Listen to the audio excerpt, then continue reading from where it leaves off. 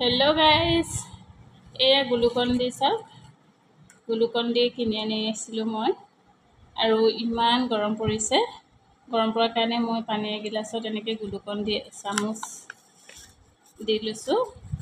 দুটা গিলাচত দুচামুচ দিলোঁ আৰু এনেদৰে ঘূলি ল'ম। ঘূলি পেলাই খাম। আপোনালোকে অকল পানী খোৱাতকৈ পানীখিনিত এনেকৈ গ্লুকন-ডি মিক্স কৰি বা নেমু চেপি খাব, তেতিয়া ভাল লাগিব। ইমান গৰম পৰিছে, কি খাওঁ কি নাখাওঁ লাগি থাকে।